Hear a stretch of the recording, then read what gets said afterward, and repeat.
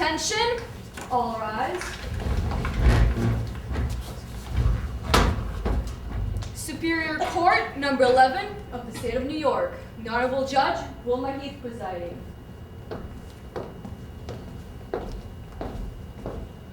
You may now be seated.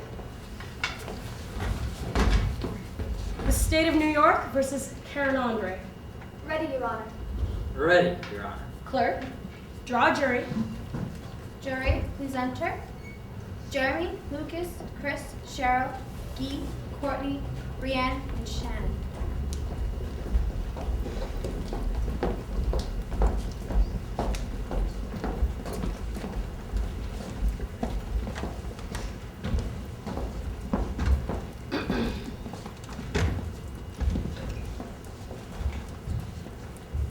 You are to be the jurors in this case, and will you please kindly take your instructions from Judge Heath? Ladies and gentlemen of the jury, you are the jurors who will try this case. At its close, you will vote upon your verdict. I instruct you to listen to the testimony carefully and to the best of your ability and integrity.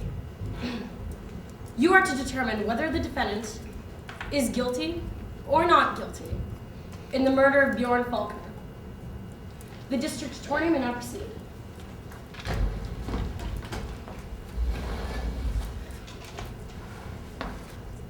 Your Honor, ladies and gentlemen of the jury, on the 16th of January, near midnight, when the lights of Broadway blazed an electric dawn over the festive crowds below, the body of a man came hurtling through space and crashed, a disfigured mess at the foot of the Faulkner building. That body had belonged to Sweden's great financier, Bjorn Faulkner. Now, he fell 50 stories to his death. A suicide, we were told. A great man unwilling to bend before his imminent ruin. You see, only a few months ago, behind every major transaction of gold in the world, stood that well-known figure. Young, tall, with an arrogant smile, with kingdoms and nations in the palm of one hand, and a whip in the other. If gold is the world's lifeblood, then, ladies and gentlemen, Bjorn Faulkner, holding the secrets of all its dark, hidden arteries, regulating its ebb and flow, was the heart of the world. And ladies and gentlemen, the world has just had a heart attack.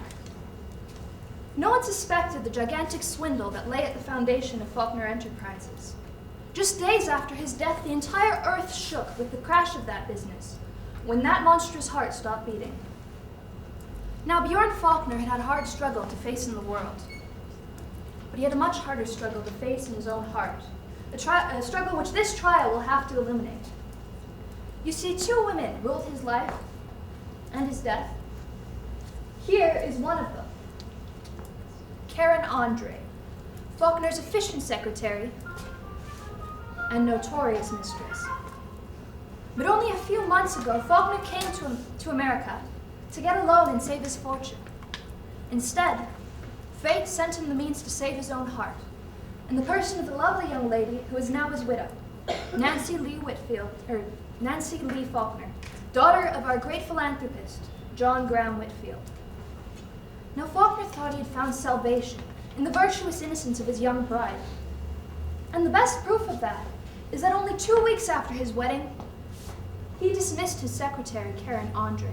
He was through with her, but ladies and gentlemen, one is not easily through with a woman like Karen Andre. Now, we can only guess at what kind of hatred and revenge smoldered within her heart, but it leapt into flame on the night of January 16th. Bjorn Faulkner did not kill himself. He was murdered. Murdered by the very delicate and yet very capable hands that you see before you. The hands that lifted Bjorn Faulkner high above the world, and the hands that threw him down from just as great a height into the cold, hard pavement below. Just as cold and hard as this woman's heart. That, ladies and gentlemen, is what we are going to prove. Our first witness will be Dr. Kirkland. Dr. Kirkland?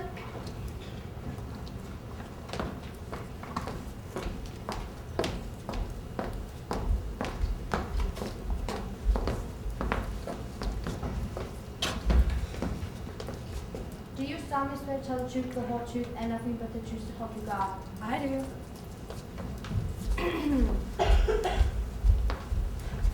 Kindly state your name Dr. Rose Kirkland, and your occupation. medical examiner of this county. In the course of your duties, what were you called upon to do on the night of January 16th? I was called to examine the body of Mr. Breon Faulkner.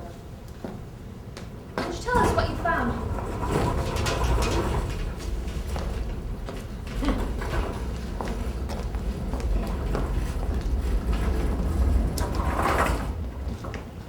I found a body mangled to an extreme degree. And what did you determine to be the cause of death? A fall from great height. Approximately how long after the fall did you arrive to examine the body? I reached about an hour and a half after the fall. Judging by the condition of the body, could you tell exactly how long it had been dead? No, owing to the cold weather, the blood had coagulated, I'm sorry, could you clarify that for our jury? which makes a difference of several hours impossible to detect. Therefore, it is possible that Faulkner could have been dead longer than the hour and a half after his fall. It is possible. Judging by the condition of the body, could you tell exactly how he died? For example, had his skull been crushed before his fall, would you have been able to tell in your examination? No, owing to the condition of the body, it would be impossible to tell. Thank you, Doctor. I have no further questions.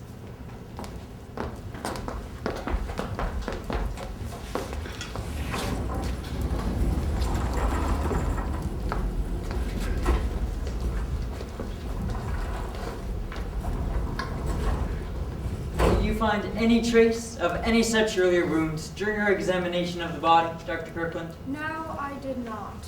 And did you find any indication the death could be caused by anything other than the fall? No, I did not.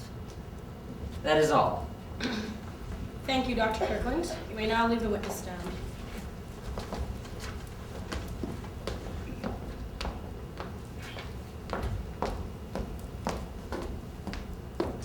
John Hutchins. John Hutchins?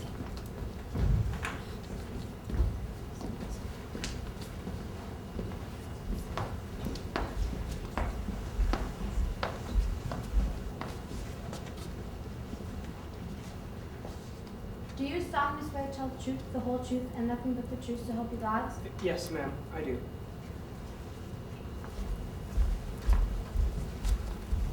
What is your name John Joseph Hutchins. and your occupation? I'm the night watchman at the Faulkner building, ma'am. Did Mr. Faulkner have business offices in that building? Yes, ma'am, he did. And who owned the penthouse on the roof of the building? Mr. Faulkner did. And who lived there? Mr. Faulkner and Miss Andre. That is, before the marriage. And who lived there after Mr. Faulkner's marriage? Just Miss Andre. Did you ever see Mr. Faulkner calling on Miss Andre after his marriage? Yes, ma'am, once. And when was that? On the night of January 16th. Would you kindly tell us about it?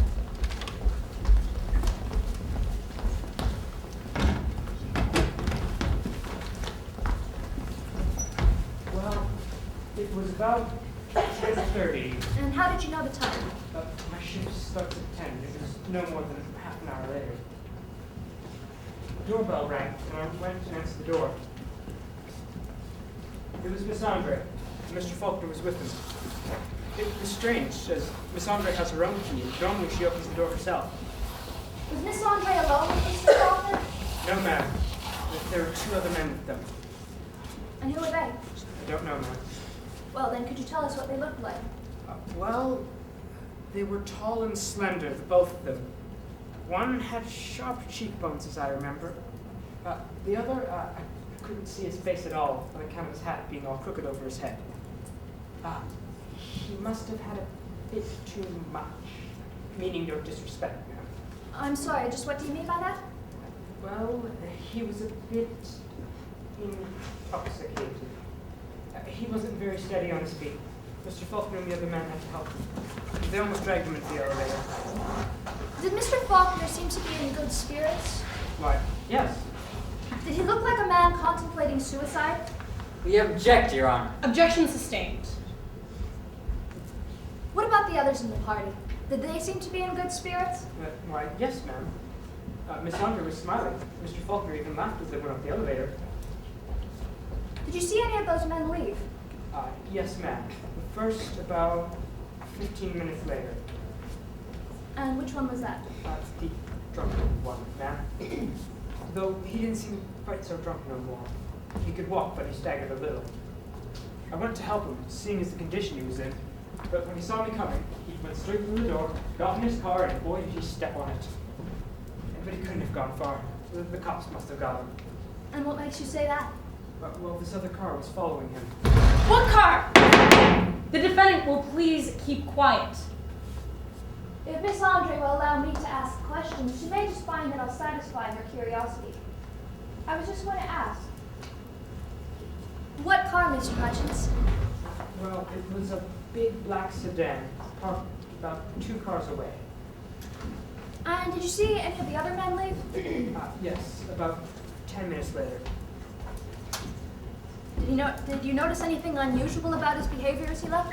No, nothing. Went straight through the door and left. Then what happened? Then I started my rounds of the building. About an hour later, I heard screaming coming from outside. And Miss Andre came running out of the elevator. I followed her outside, and No! there was Mr. Faulkner all over the pavement. What did she do? She had fallen to her knees and was crying.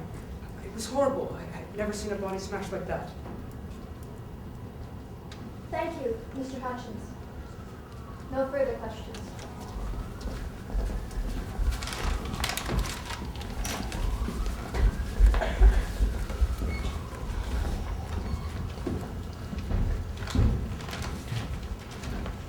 You said they never seen Mr. Faulkner calling on Miss Andre after his wedding, with the exception of that night. Now, tell us, do you always see every visitor who enters the building at night? Well, I guess not. I have my rounds to make at the building. If the guest had a key, they could enter and I wouldn't see them at all. In other words, Miss Andre could have had a number of other guests, Mr. Faulkner included, you've never seen come in? I guess so. It's quite possible. That is all.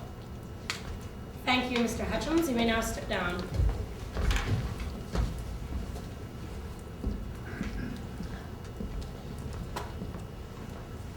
Homer Van Fleet. Homer Van Vliet?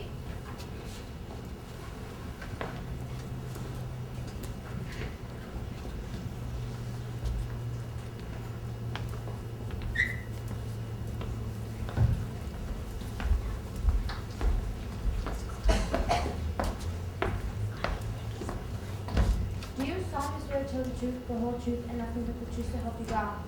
I do.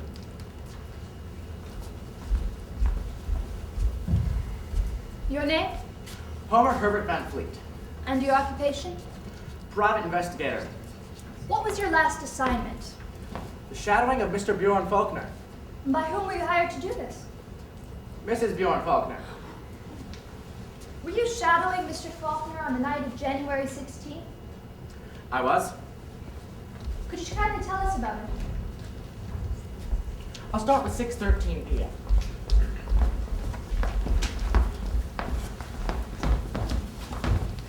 And how did you know the time, Mr. Van Fleet? Part of my duties. I have to record and report in detail. I see. 6:13 p.m. Mr. Faulkner leaves his home on Long Island. He wears formal dress, drives his car himself, alone. Special notation, unusual speed all the way to New York. And where does Mr. Faulkner go? The Faulkner Building. Now 7:57 p.m. All offices closed.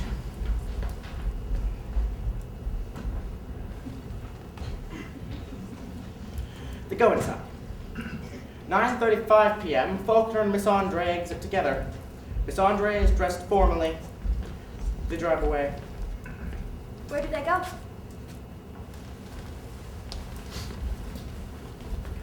No one in this world is perfect. And just what do you mean by that? I lost track of them due to Mr. Faulkner's unusual speed and an accident. What accident? Another car collided with my left fender, the damages for which will be charged to Mrs. Faulkner. What did you do after you'd lost them?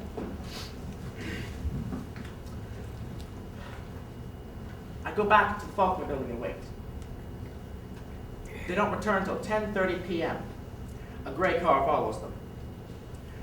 Mr. Faulkner gets out and helps up Miss Andre.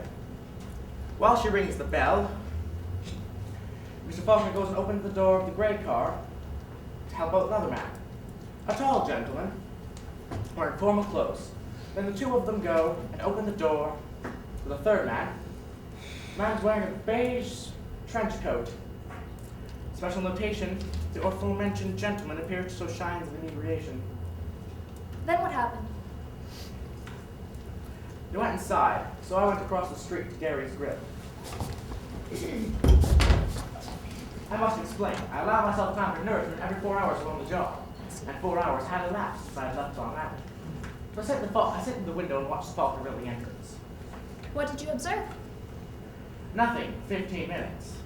But then the man in the beige trench coat exits, obviously in a hurry, gets in the gray car and drives away. South. Did you see the other man leave? Yes, 10 minutes later. The other man left and got in the car standing at the curb. I don't know how it got there, but there it was. He seems to have the key because he gets in, starts the car, and drives away. South. Then what did you do? Well, Mr. Faulkner and Miss Andre are now alone in the penthouse. And I'm curious. Professionally, of course. I decided to put a special observation post. I used it before. And where was that? At the Skytop nightclub. And where within the nightclub is your observation post? There's a gallery of windows there. If you look through, you can see the Faulkner building penthouse clear as the palm of your hand. I go out, I look, and I yell. What did you see? It's Andre. Dress, shimmering in the moonlight. He's hoisting a man up. Faulkner. He's like conscious. No resistance. He pushes him with all his strength over the parapet. Down. In space. Then what did you do? I run to the dining hall and yelled out what I'd seen. The crowd faltered down from the Faulkner building. Bloody mess all over the pavement. Faulkner. Miss Andre. Crying above it. Tears to move a first night audience. Did you speak to her? No. The police had arrived, so I reported to them what I've seen here. This is what I've seen, as I told you here. Thank you very much, Mr. Van Fleet. I have no further questions. Your witness?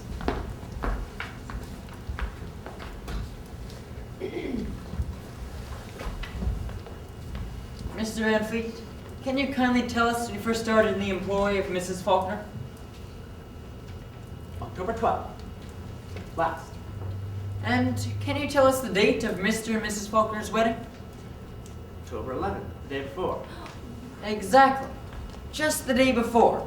In other words, Mrs. Faulkner hired you to spy on her husband the day after their wedding? So it would seem. What were Mrs. Faulkner's instructions to you when you were first hired? Shadow Mr. Faulkner's every movement and report in detail. Any special attention to Miss Andre? Not specified. Had Mr. Faulkner been calling on Miss Andre after his wedding? Yes, frequently. During the daytime? Seldom. Did you report this to Mrs. Faulkner? I did. What was her reaction to these reports? Mrs. Faulkner is a lady, and as such, she had no reaction. Did she seem worried? No. Mr. Faulkner is the most dedicated of husbands, and he loves his wife dearly. Just what makes you say that? Those are Mrs. Faulkner's own words. Mr. Van Fleet, can you tell us exactly what time you left for the Skytop nightclub on the evening of January 16th? 11:32. And how long a walk is it from the Faulkner building to the Skytop? 3 minutes. And what time is it when you arrived at the balcony? 11:57. So, it took you exactly 25 minutes to get to the balcony. What were you doing the rest of the time, Mr. Van Fleet? Well, the Skytop is a nightclub, and as such, it has a dance floor, and other things.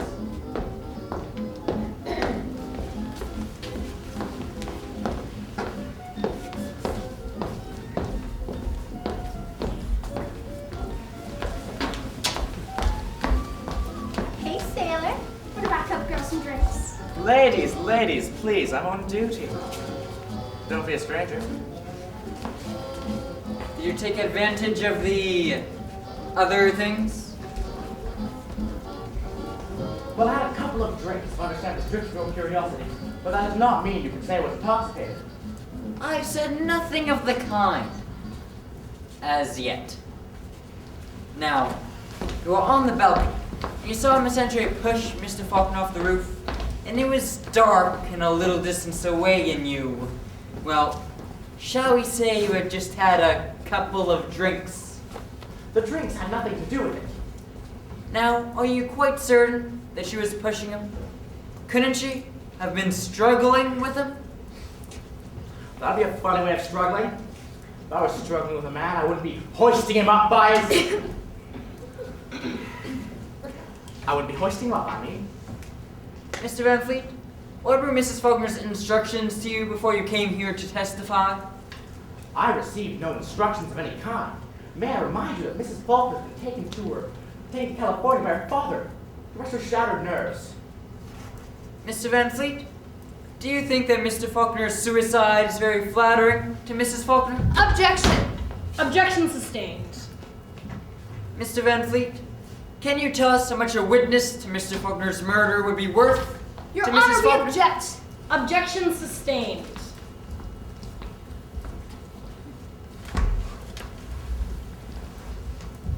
I would like to remind Mr. Stevens that he can be sued for making insinuations such as these.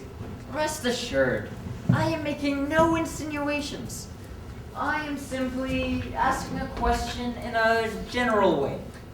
Let me remind you in a general way that perjury is not one of a private investigator's duties.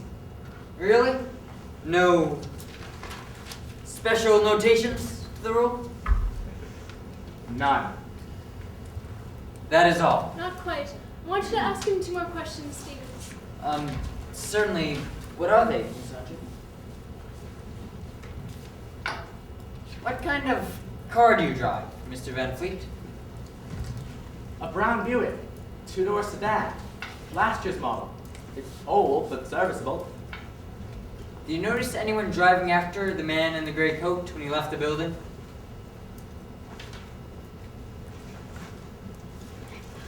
I can't say that I did. Traffic was quick at the time. That is all. Thank you, Mr. Van Fleet. You are now to leave the witness stand.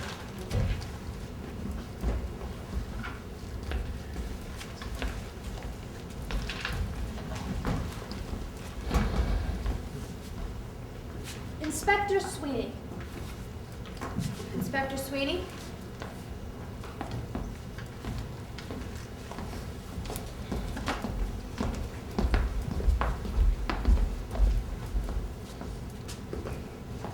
Do you solemnly swear to tell the truth, the whole truth, and nothing but the truth to help you God? I do. Your name Elmer Sweeney, and your occupation? Inspector of Police. Were you called upon to investigate the death of Mr. Bjorn Faulkner on the night of January 16th? I was one of the first officers to reach the spot. And did you speak to Miss Andre? No. Before I could do anything, that fellow Van Vliet rushed up to me and yelled that he'd seen Karen Andre throw Faulkner off the roof. How did Miss Andre react to that? She was stunned, her eyes wide fit to burst. Then, across my heart, ma'am, she started laughing. I thought she went crazy.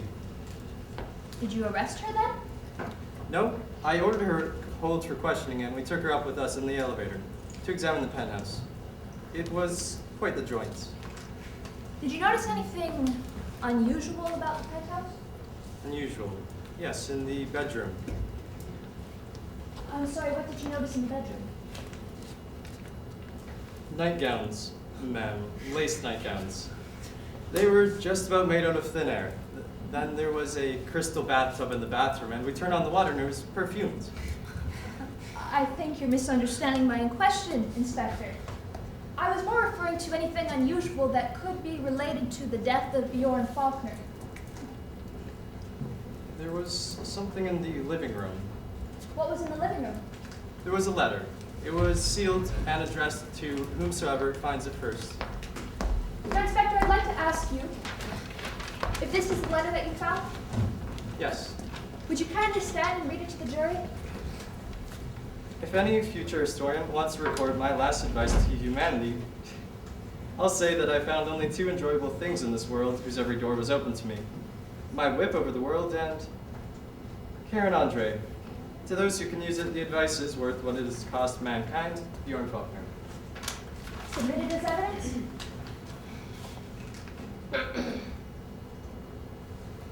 Accepted as Exhibit A. Now, did you question Miss Andre about this letter?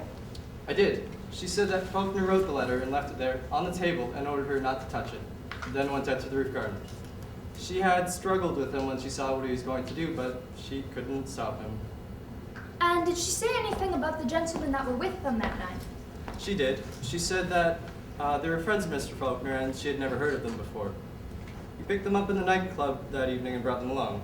She said their names were Jerry White and Dick Saunders. And in your investigation of Mr. Faulkner's friends and acquaintances, did you find any men with those names? We looked, but we found that no one had ever heard of them. And Miss Andre said, as she did at the inquest, that she had never met these men before. Yes, ma'am. She was very adamant about this? Yes, ma'am, very. Thank you, Inspector. No further questions.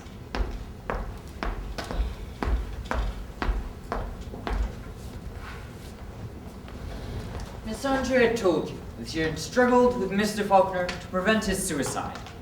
Did you find any evidence of this in her clothing? Yes, her dress had diamond shoulder straps, and one of them was broken so that she had to hold it up with one hand. And what did you think of that? Do I have to answer? You most certainly do. Well, I wish the other strap had broken too. I meant that it appeared as if it had been torn in a struggle. It looked like it, yes. Now, can you tell us why on earth you turned the shower on in the bathroom? Well, you see, we heard Faulkner had wine instead of water in it. You mustn't believe the rumors you hear about Bjorn Faulkner. That's all, Inspector. Thank you, Inspector Sweeney. You may now step down from the witness stand.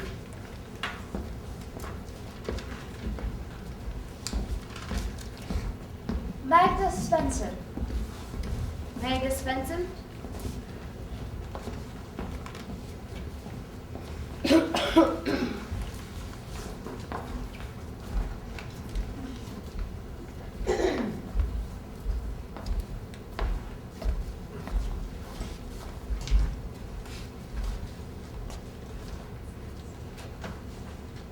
Do you solemnly swear to tell the truth, the whole truth, and nothing but the truth to help you God? I swear.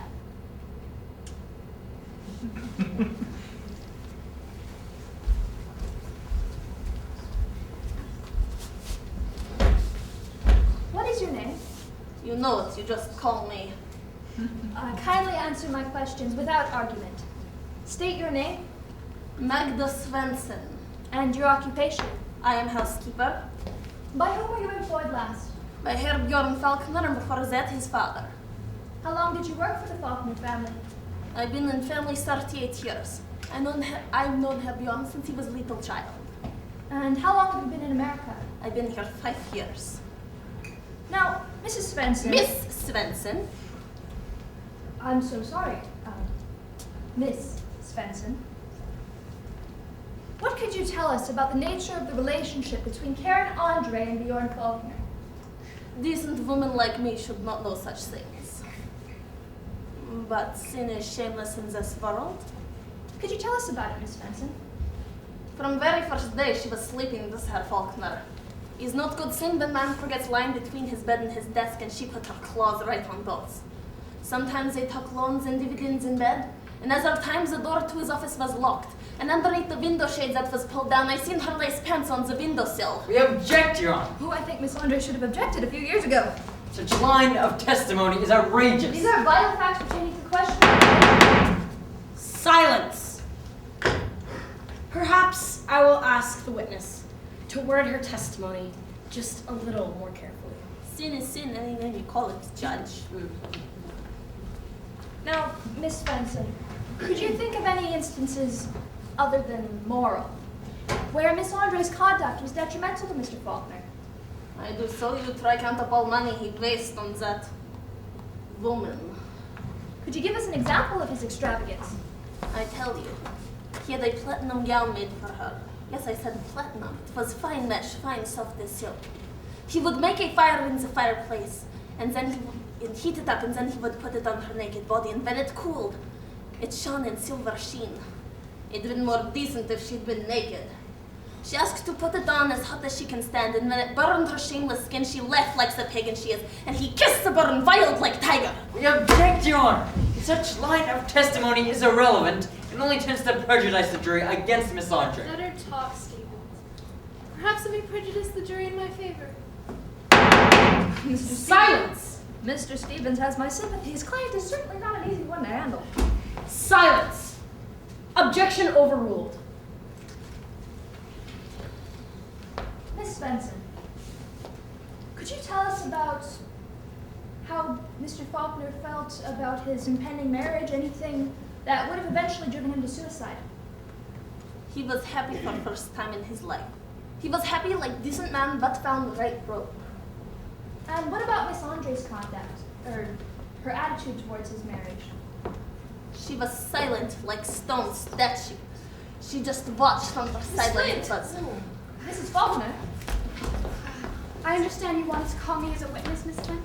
Well, I did, Mrs. Faulkner, but I was told you were in California. I was, but I escaped. You escaped. Well, you see, Father was concerned over my health, and he wouldn't allow me to return, but I felt I must do my duty towards the memory of my husband. I'm at your disposal, Miss Kent. Well, thank you very much, Mrs. Faulkner. I appreciate that. If you wouldn't mind just taking a seat for a moment, I'll be with you in just a moment. I'll be with you. Miss Benson, you were telling us about Miss Andre's attitude towards Mr. Faulkner's marriage? I say she's silent like stone statue. But one night, I hear her crying, sobbing. For that's the first and only time in her life. Did she seem to, well, suffer very much? Suffer her? No. One man more or less no make much difference to her. I seen her unfaithful to her Faulkner on the night of his wedding. Unfaithful? With whom? I not know the man. I seen him for first time on the night of her Faulkner's wedding. Could you tell us about it, please? I gone to wedding. Oh, it was beautiful. My poor Herr Bjorn. Oh, he was so handsome. Oh, and the bride was all white and lovely as flower. I cried like looking at my own children. But she not go to wedding. Did Miss Andre stay home? She stay home. I come back early. I come in through servants' doors, so she no see me. But I see her on the balcony. But she was there and she was not alone. Who was she with? She was with a man. He held her in his arms, and I think he want to crush her bones. He leaned her so far back over her reflection, I think she fall into the pool. And then he kissed her, and I think he never get his lips off hers. Then what happened? Then she pulled back. She say something that I not know. It was very soft. And then he take her hand, and he hold it to his lips for so long. I get tired of waiting and I go back to my room.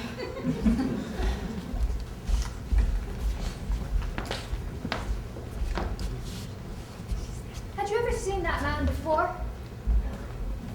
No. Have you ever seen him since? Yes, once. And when was that? On the night of January 16th.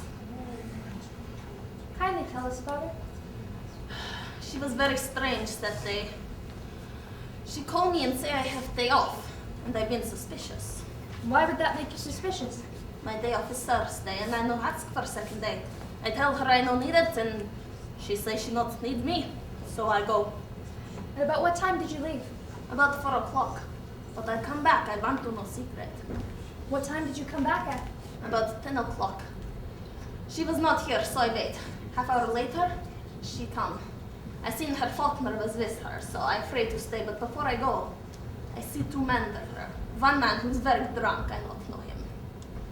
And the other one, he was tall and lanky, and he had sharp cheekbones. He was the man I seen kissing Miss Andre. Thank you, Miss Svensson. I have no further questions.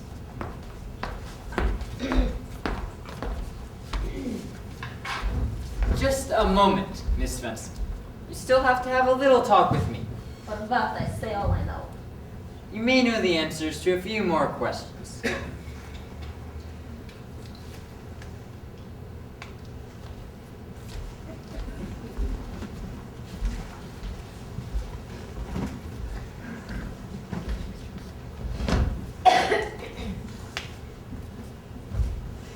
Now, you said you saw the stranger kiss Miss Andre? Yes. And you said it was dark that night you saw him for the first time. Yes, it was dark. And on January 16th, when you were so ingeniously spying on your mistress, you saw her enter the building with Mr. Faulkner and then hurry to depart, not be caught. Is this correct? You have good memory.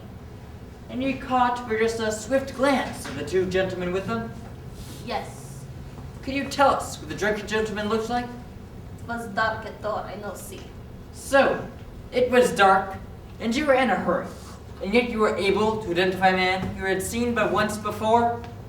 Listen, mister, I am under oath, and I am a religious woman, and I respect oath. I say it was the same man, don't I say it again? That is all. Thank you, Miss Svensson. Thank you, Miss Svensson. You may now step down from the witness stand.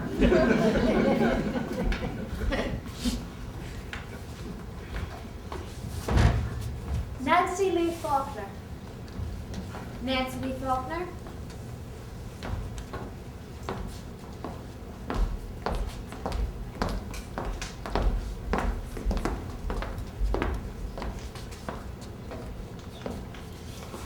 Do you solemnly swear to tell the truth, the whole truth, and nothing but the truth to help you God? I do.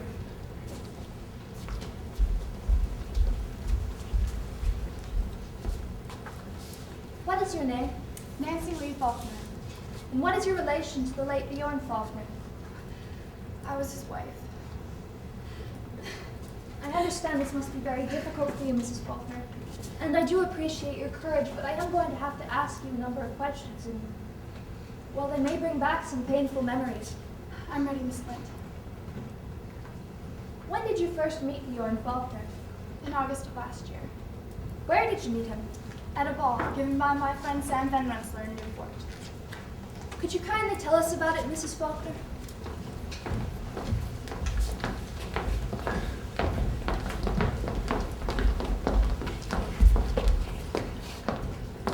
Sam introduced us. Nancy, so glad you could make it. Oh, this is quite the event. I wouldn't miss it for the world. It is, isn't it? Quite a few people are here. Here's a tough one for you. Let's see if you can add this scalp to your very well-known collection. Sam had always insisted upon exaggerating my popularity. Bjorn, could you come here for a minute? Nancy Lee, this is Bjorn Faulkner.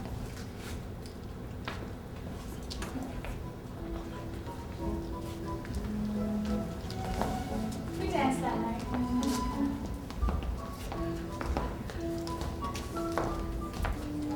Danced in the garden, under the trees.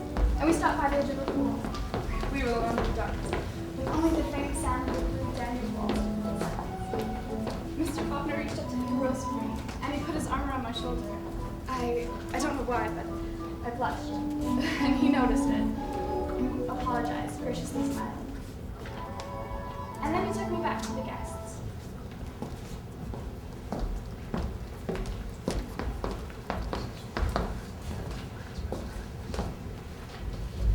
both felt a silent understanding that night, but we didn't dance again with each other.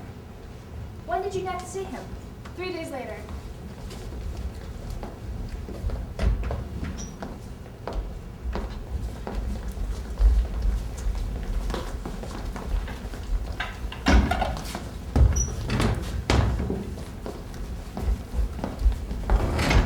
I had invited him to dine with me in my home in Long Island. That was delicious. It was a real Swedish meal. I prepared it myself.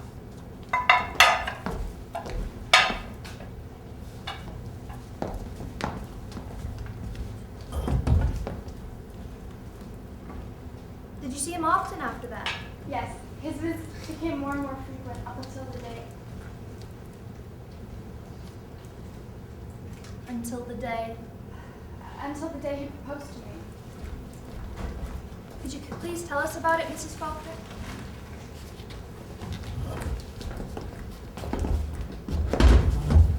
We went driving, Mr. Faulkner and I alone. It was a beautiful day with bright, cold sunshine, and I felt so happy, so young, that I grew reckless. Mrs. Faulkner, I'm so sorry. If you'd like to be excused now and continue again tomorrow. No, it's okay. I can continue. I'm sorry. It's a little hard for me to think of those days. I was reckless enough to lose my way.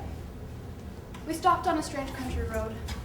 I laughed and I said, "We're lost. I've kidnapped you and I won't release you." The currency you want is not in circulation.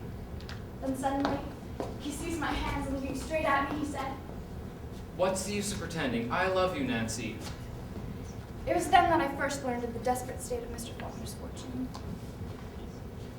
We cannot marry. I have nothing to offer you. That doesn't matter to me. I love you. Nothing will stand in our way.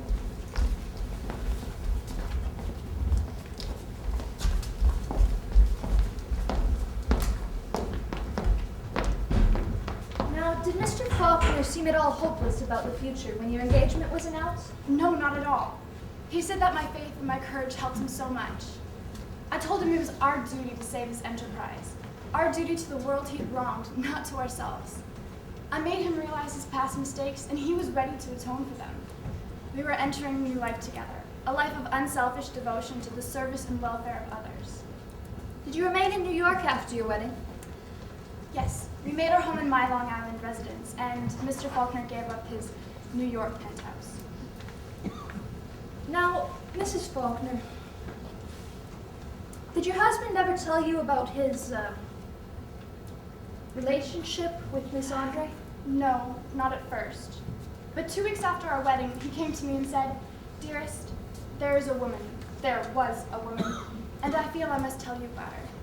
I said I know it, and that he didn't have to say another word. What did he tell you? He told me that Karen Andre is the cause and symbol of his darkest years, and that he was going to dismiss her. And what did you reply to this? I told him that he was right, and that I understood him. But I said, we mustn't be cruel. Perhaps we can find another position for Miss Andre. He said that he would provide for her financially, but that he never wanted to see her again. So he therefore dismissed Miss Andre voluntarily? Yes. Miss Flint, there are 2 kinds of women in this world, and my kind is never jealous of the other. Did Mr. Faulkner seem hopeful about the future? Did he ever talk of his plans? We used to dream of the future together, even on the night before his death.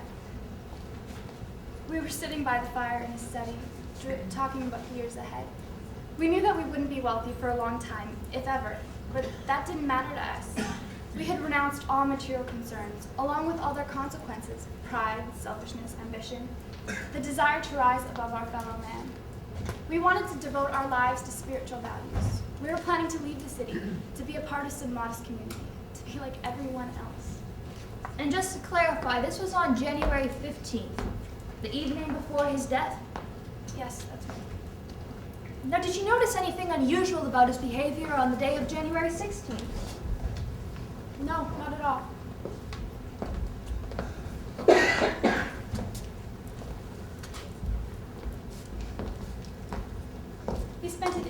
business as usual.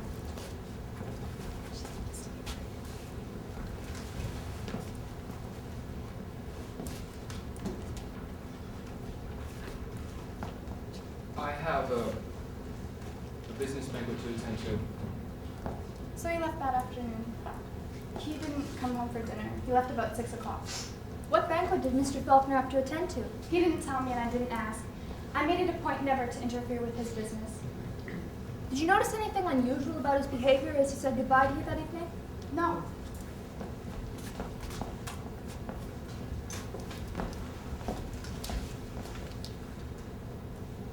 I'll try to be home early. I stood there and I watched him leave. He waved to me as his car disappeared into the dusk. I remember I stood here for a few minutes, thinking about how happy we were, what a perfect dream our love had been. I didn't know that our beautiful romance would indirectly, through jealousy, bring about his death. Your Honor, we object. Move that be stricken out. The witness's last sentence may go out. Thank you, Mrs. Faulkner. I have no further questions.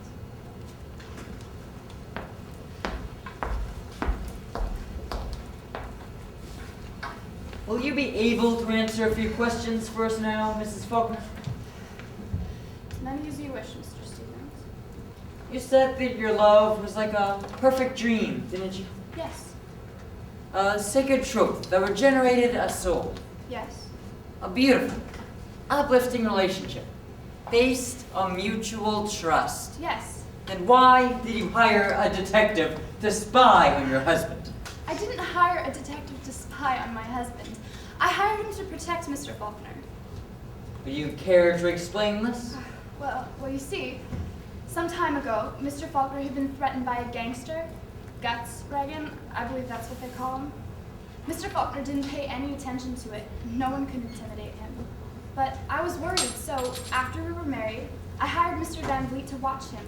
I did it secretly because I knew Mr. Faulkner would object. How could a sleuth, following at a distance, protect Mr. Faulkner?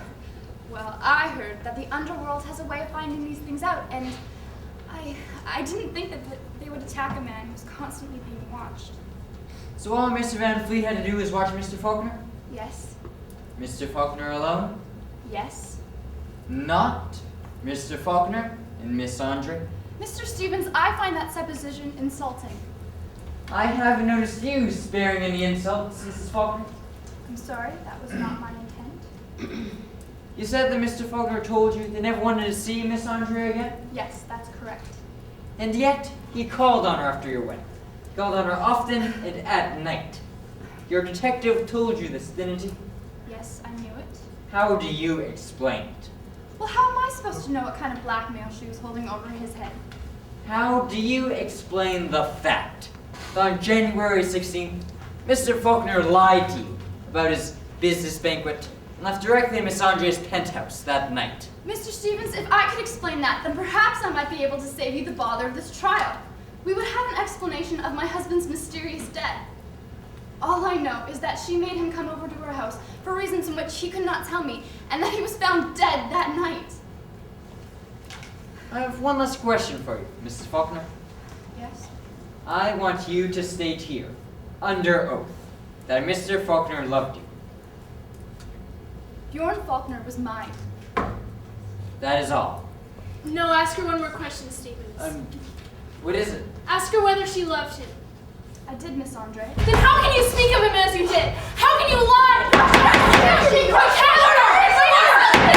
did! That's all. You may now leave the witness stand, Miss Andre. I'm so sorry, Mrs. Faulkner. One of us is lying. We both know which one. Court will now adjourn until 10 o'clock tomorrow morning. That is all. All rise.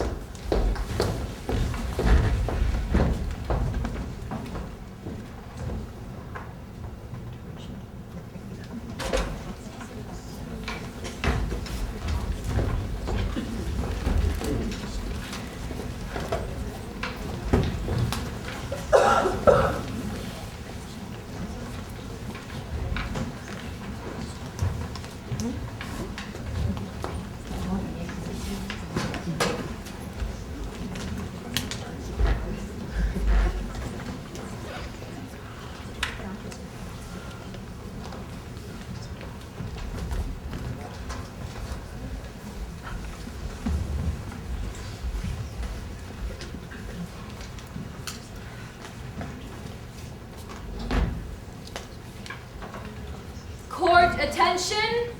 All rise.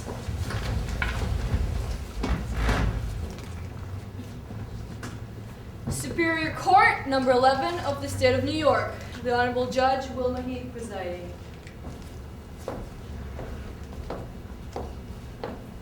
You may now be seated.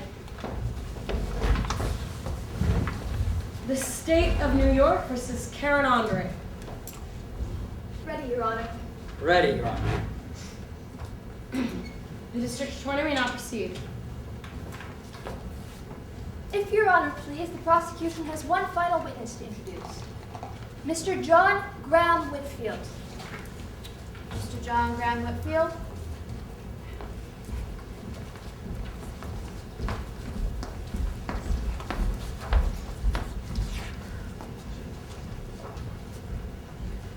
Do you solemnly swear to tell the truth, the whole truth, and nothing but the truth to help you God?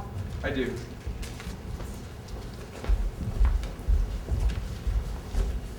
For the record, please state your name I am John Graham Whitfield. and your occupation. I am the president of the Whitfield National Bank. It is obvious, Mr. Whitfield, that you are well qualified to pass judgments on financial matters. Could you please tell us about the state of Bjorn Faulkner's business enterprises at the time preceding his death? I shall say it was desperate, but it was not hopeless for a man of my stature. You see, my bank made a $25 million loan to Mr. Faulkner in an attempt to save his enterprises. Needless to say, that money is now lost. What prompted you to make that loan, Mr. Whitfield? Well, he was the husband of my only daughter, and her happiness has always been paramount to me. But my motives were not entirely personal. You see, realizing the countless crashes to small investors that the crash would bring, I considered it my duty to do everything possible to prevent it. Is it possible, Mr. Whitfield, that you would have granted such a substantial loan had you believed Mr. Faulkner's business hopelessly destined to crash? Certainly not. I had full confidence my business acumen would have prevented the crash had Faulkner lived. Therefore, Mr. Faulkner had no reason to commit suicide as far as his business affairs were concerned. Oh, he had every reason for remaining alive. Now, Mr. Whitfield, what could you tell us about Mr. Faulkner's family life and his happiness with his relationship with your daughter? Miss Flint, I would like to start by saying that I have always viewed the family and the home as the most important institutions in our life. You will therefore believe me when I tell you that my daughter's family happiness was of the utmost importance to me. And she had found perfect happiness with Mr. Faulkner.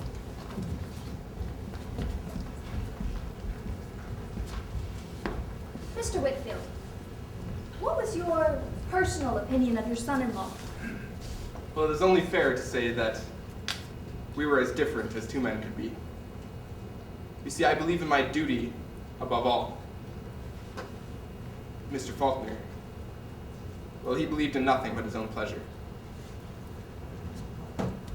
In your opinion, Mr. Whitfield, do you think it's possible that your son-in-law committed suicide? I consider it absolutely impossible. Thank you. No further questions.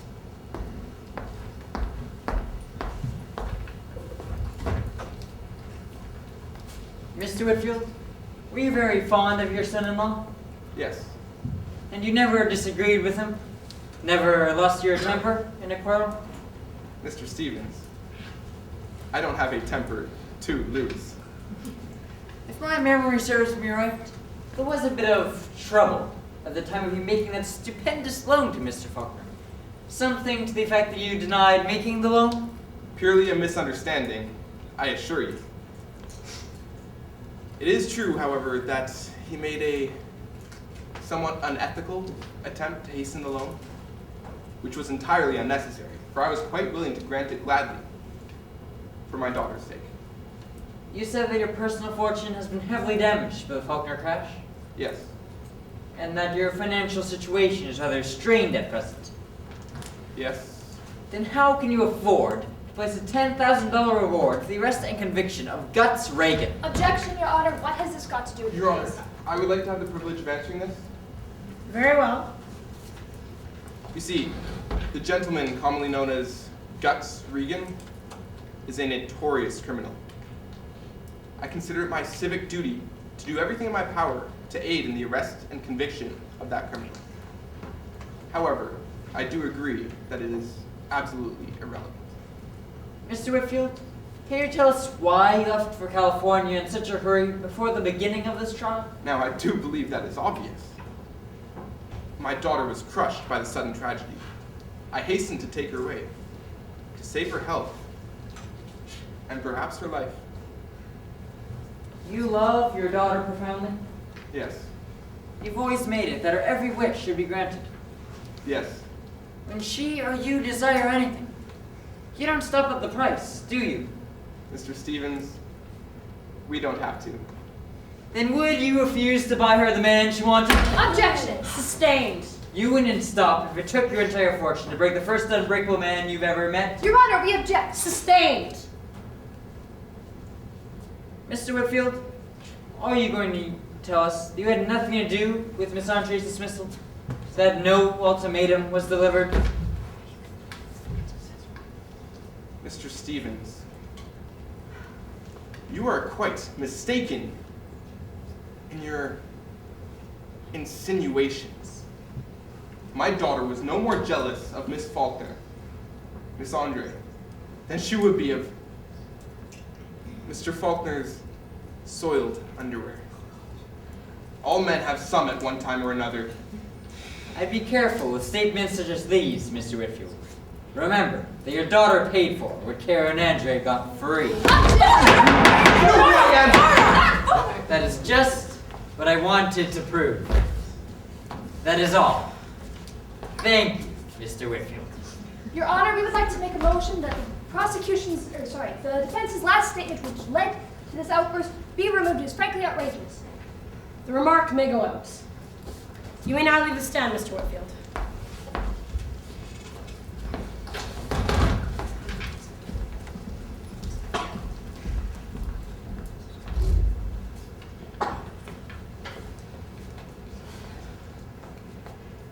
The people rest. Move that the case be dismissed for lack of evidence. Denied. Exception. Noted.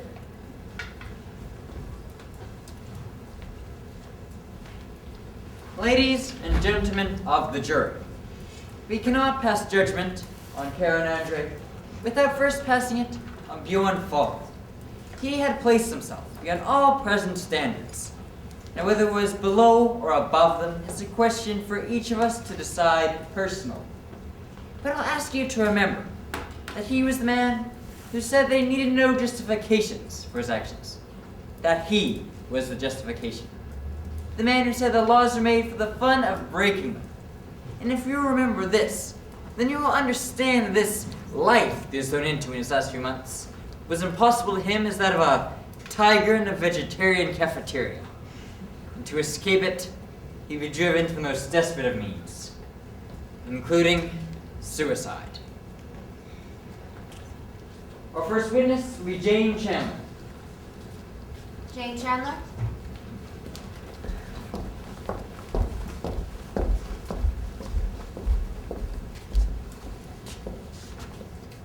Do you solemnly swear to tell the truth, the whole truth, and nothing but the truth to help you God? I do. What is your name? Jane Chandler, And what is your occupation? handwriting expert of the New York Police Department. Do you recognize this letter?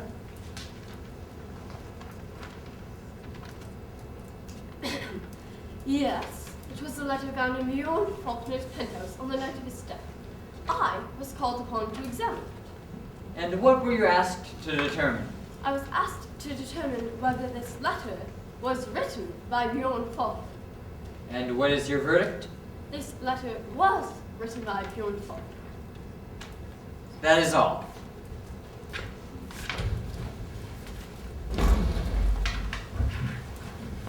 Chandler. During the inquest, it was brought to your attention that during her time as his secretary, Karen Andre developed the habit of signing Faulkner's name to unimportant documents. Have you compared those signatures with the real ones? I have. And what is your opinion? I can compliment Miss Sandra on her art. The difference is very slight. And yet, given Miss Andre's, well, intimate knowledge of Mr. Faulkner, is it not possible that she could have forged those signatures so perfectly as to avoid detection? It's possible, but not probable. Thank you. Thank you, Miss Chandler. You may now stand from the witness stand.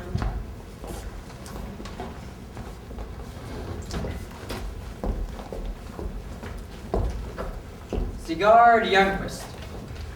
Sigurd Youngquist?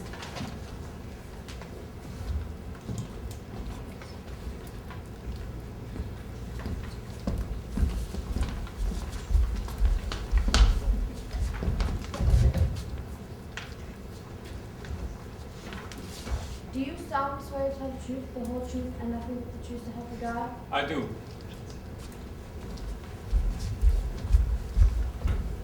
What is your name? Sigurd Youngquist. What is your occupation? My last job was secretary to Herr Bjorn Faulkner. And how long have you held that position? Since beginning of November, since Miss Andre left. What was your job before that? Bookkeeper for Herr Faulkner. How long did you hold that position?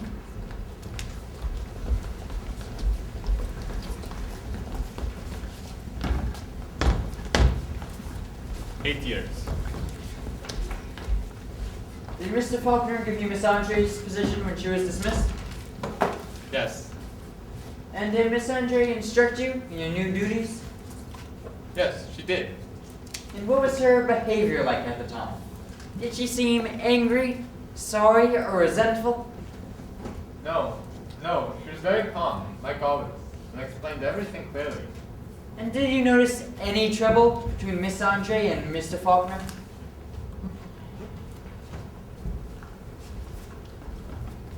Herr Lawyer, there could be no more trouble between Miss Andre and Herr Faulkner as between you and your face in the mirror. Do you witness any business conferences between Mr. Faulkner and Mr. Whitfield?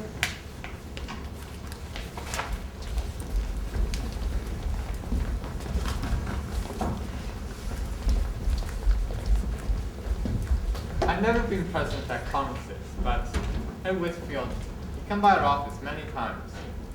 Herr Whitfield, you're not like Herr Faulkner. What makes you say that? Well, I heard what he said one day. Herr Faulkner was desperate for money, and Herr Whitfield asked him, sarcastic-like, What would you do if your business crashed? Oh, commit suicide. If you do, be sure you make a good job of that.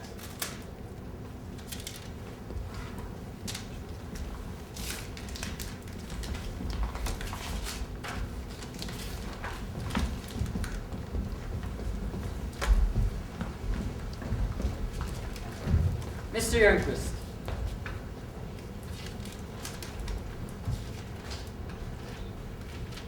If Your Honor, please, I would like to report this incident, which I consider as a hoax and whose purpose I would like to determine. A man has asked to speak to me on the telephone immediately.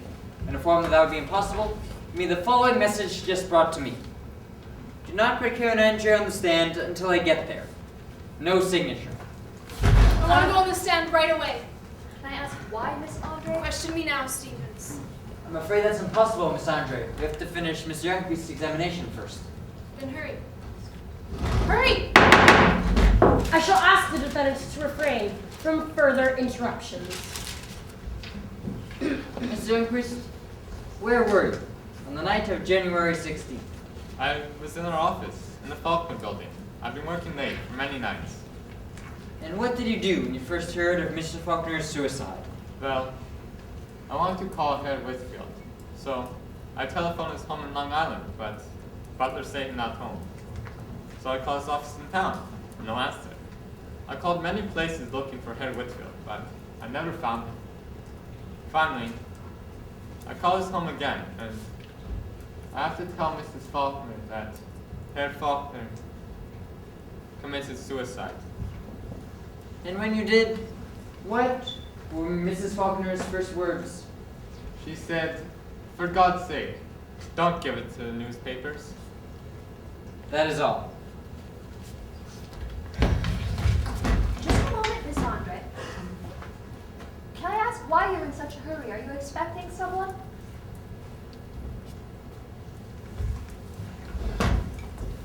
No. Mr. Youngquist, you worked for Mr. Faulkner for over 8 years, is that correct? Yes? Did you know at the time how much of a thief and a criminal that he was? No, I did not. Do you know now that he is a swindler? I did not know that. Okay, then what about all of his brilliant financial operations? I knew that Herr Faulkner did what other men are not allowed to do. But I never wondered, I never doubt. I know it's not wrong. And how did you know that? Because he was Herr Bjorn Faulkner. Oh, I see. And he could do no wrong. Through a lawyer, when tiny people like you and me, when tiny people like us, when we meet a man like Bjorn Faulkner, we take our hats off and bow, and sometimes we take orders, but we never ask questions. Splendid, Mr. Youngquist. Your devotion to your master is truly admirable. You really would do anything for him, wouldn't you? Yes? Now tell me, are you this devoted to Miss Andre as well? Miss Andre was dear to Herr Faulkner. I see, then such a small matter as a few lies for your master's sake would just mean nothing to you, would they? We object, Your Honor. Objection sustained. I'm not lying to a lawyer. Herr Faulkner is dead. You cannot tell me to lie, but if I had choice, I would lie for Herr Faulkner or tell truth for you. For which statement I am far more grateful than you can possibly imagine, Mr. Youngquist. No further questions. Thank you, Mr. Youngquist. You are now to leave the witness stand. Karen Andre. Andre?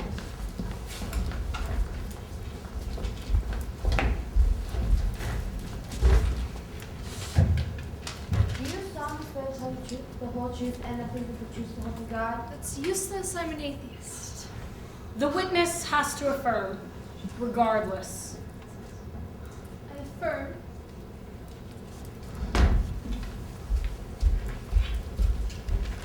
Kindly state your name. Karen Andre, And what is your occupation? secretary to Bjorn Faulkner, How long have you held that position? 10 years. Tell us about your first meeting with Bjorn Faulkner. I answered his advertisement for a stenographer in the newspaper.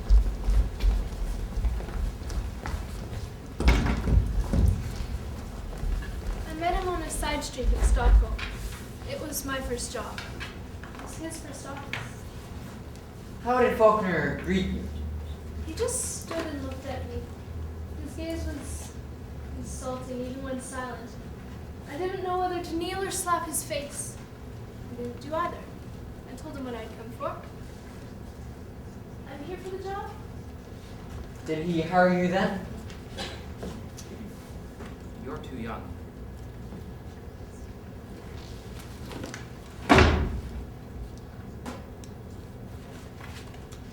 All right. Hurry up. I don't have all day.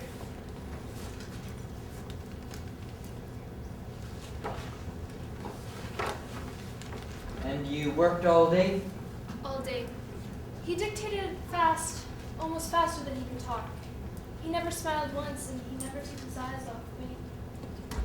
Okay, now, when did you two, when did he, first? When did he first take me? That first day we met. How did that happen? He seemed to take a delight in giving me orders. He acted as if he were cracking the whip over an animal he wanted to break, and I was afraid. Because you didn't like that? Because I liked it. So when I finished my 8 hours, I told him I was quitting. He looked at me and didn't answer. Then he asked me suddenly if I'd ever slept with a man, and I said no, I hadn't. Then he said he'd give me $1,000 if I went to the back office and took my skirt off. I told him I wouldn't. He said if I didn't, he'd take me, and I said, try it.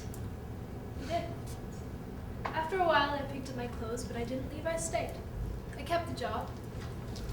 And you worked and lived and rose to success together ever since? For 10 years.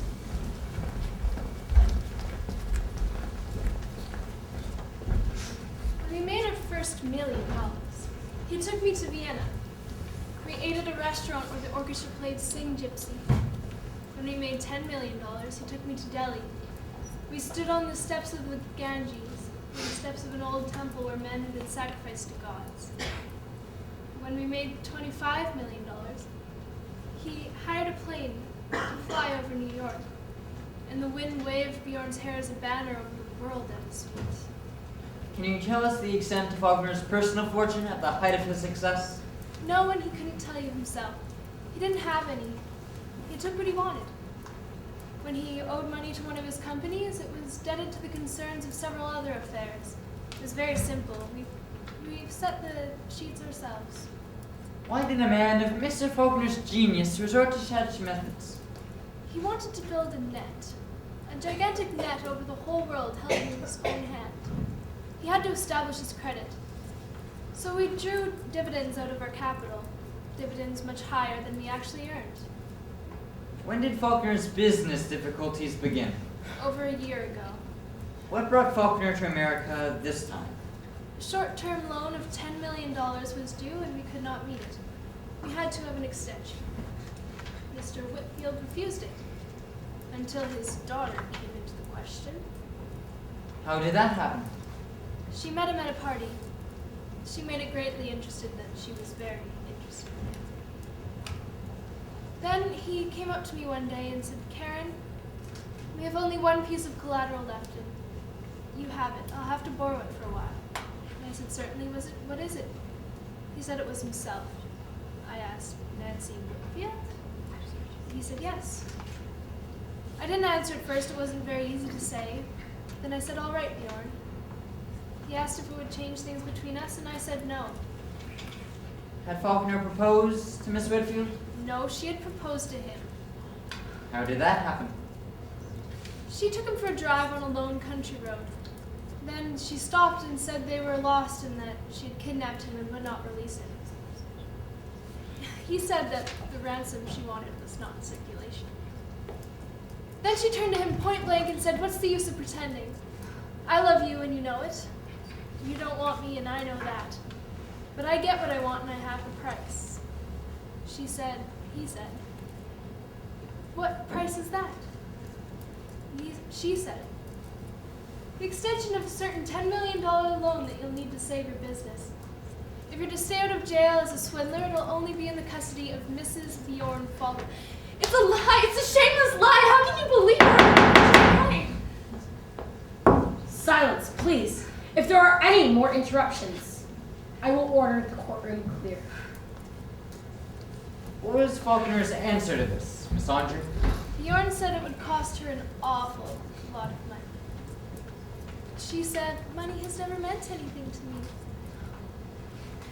Then he said, you're to remember that it is a business deal, that you are not buying any feeling, you are not to expect any. She said that that was all right. I'll have you and you'll have your money. Such was the bargain.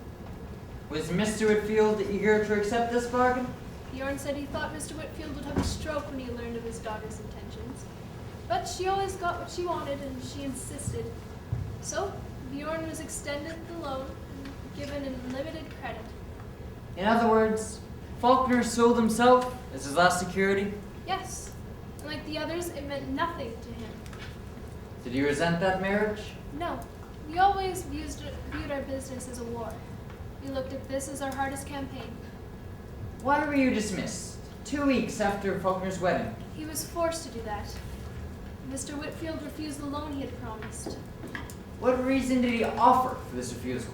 The reason that Bjorn was keeping a mistress. It was Miss Whitfield's ultimatum. I had to be let go. And did Mr. Whitfield grant the loan after you were dismissed? No, he attached what he called a slight condition to it. And what was the condition? He wanted the controlling interest over all of Bjorn's enterprises. And did Faulkner accept this condition? Bjorn said he'd rather gather all of his stock certificates into a pile and strike a match. And did Whitfield grant the loan? No, Bjorn took it. How did he do that? By forging his signature on $25 million worth of securities. How do you know that? I helped him do it. Did this help Faulkner? Only temporarily. Certain dividend payments were coming due, and we simply could not meet it. We had stretched our credit to the utmost, and there was no more to be had. How did Faulkner take the situation? He knew it was the end. What were his plans? He was not afraid of the world. He had defied its every law. He was going to leave it 1.5. I told you to wait for me. Larry! You promised to stay away! Karen, you Keep don't order! understand. Keep quiet! Things have changed. Your Honor! It is man and this man not be allowed to testify. Oh, and why not, Miss Andre? Don't say Your a Honor! word! Karen, stop her for God's sake. Your Honor, this man loves me. He'll do anything to save me. He'll lie. Don't believe a word he says. Karen, your sacrifice is useless. Faulkner's dead. He's dead. Yes. Bjorn's Dead? I'm sorry, did you not know this, Miss Andre?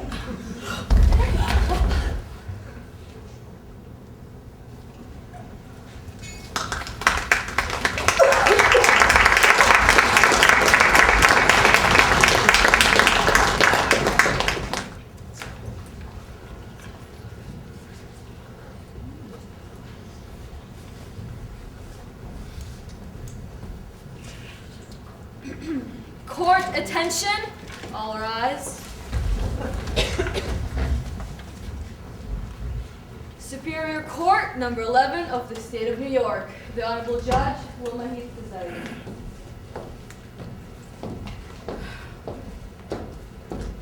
You may now be seated. The State of New York versus Karen Andre. Ready, Your Honor. If Your Honor, please, I'd like to report that I have issued a warrant for the arrest of Gus Reagan, who's obviously an accomplice in this Keep murder. your shirt on, Flint. Who's disappeared exactly? You don't need to issue any warrants. I'm not going anywhere. If she's guilty, then I'm guilty.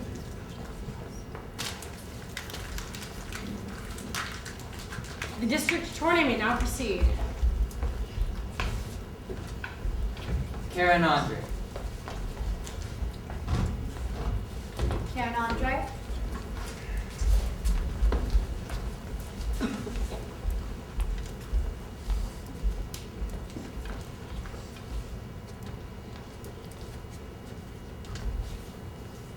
Miss Andre, when you took the stand for the first time, do you know the whole truth about this case? No. Do you wish to retract any of your testimony? No. Miss Andre, when you took the stand yesterday, did you intend to shield anyone? Yes. Whom? Bjorn Faulkner. Do you still find it necessary to shield him now? No, it's not necessary anymore. Do you still claim that Bjorn Faulkner committed suicide? No, he was murdered. But not by me. Please believe me. Not for my sake, I don't care what you do to me now. But because you cannot let this murder remain unpunished. I lied at the inquest. I lied to my own attorney. I was going to lie here, but everything I've said so far is the truth. I'll tell you the rest. You were telling us about Faulkner's ways out of his difficulties, Miss Andre. He was to leave the world, but he was not to kill himself. I did throw a man's body off the penthouse, but that man was dead before I threw him. He was not Bjorn Faulkner. Kindly explain this to us, Miss Andre. Bjorn wanted to be officially dead. No searches or investigations were to bother him. That suicide was staged. We had had the plan in mind for a long time. We had saved $10 million of the Whitfield forgery for this. But we needed wanted someone who could help us, someone who would not be connected to Bjorn in any way. There was only one such person, Reagan. What made you believe that Reagan will be willing to help you in so dangerous an undertaking? Reagan loved me. And he helped you in spite of that? He agreed because of that. Tell us the plan, Miss Andre. Reagan was to get a corpse, but he was not to kill anyone for the purpose. That day, January 16th, Lefty O'Toole, a gunman, was killed by rival gangsters. His murderers have since confessed and been arrested, so you can be sure that Reagan had nothing to do with the murder. But you'll remember that Lefty's body went missing from his mother's house. That was Reagan's work. O'Toole's height, weight, and measurements were the same as Bjorn's. He was the man I threw off the penthouse. Was that the extent of Reagan's help? No, he was to get an airplane and take Bjorn to South America. Bjorn had never learned to operate a plane. Reagan used to be a transport pilot. That day, Bjorn transferred the $10 million to 3 banks in Buenos Aires under the name of Ragnar Hedin. A month later, I was to meet him at the Hotel Continental. But until then, the three of us were not to communicate. Until then, we were not to reveal the secret. Tell us what happened on the night of January 16th. Bjorn came to my house. I'll never forget his smile as he stepped off the elevator. He loved danger. We ate dinner together. At 9:30, we went to Reagan's house. He had O'Toole's body dressed in traveling clothes. And we went back to my place. Bjorn wanted to be seen entering the building, so I did not use my key. It rang the doorbell. We were dressed formally, so as to make it look like a gay party.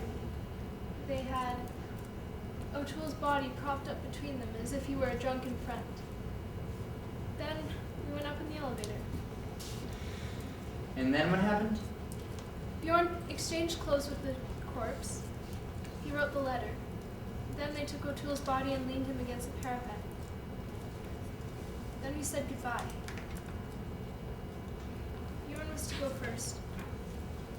He went into the elevator, and I watched as the needle of the indicator moved down, 50 floors down. Then he was gone. And then? Reagan left a few minutes later. They were to meet 10 miles out of the city where Reagan had left his plane. I stayed alone for an hour. The penthouse was so silent. I didn't want to stay out in the garden with the body. The dead man who was supposed to be Bjorn. I lay in the bed in my bedroom. I took Bjorn's robe and buried my face in it. I could almost feel the warmth of his body. There was a clock and it ticked in the darkness. I waited. When an hour had passed, I knew the plane had taken off, so I got up. I tore my dress to make it look like a struggle.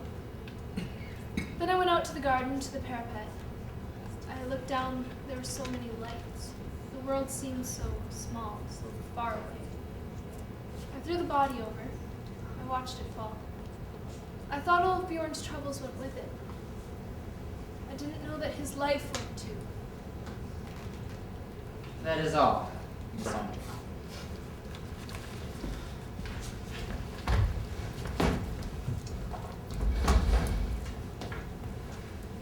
I must confess, Miss Andre, that there really isn't much left for me to do.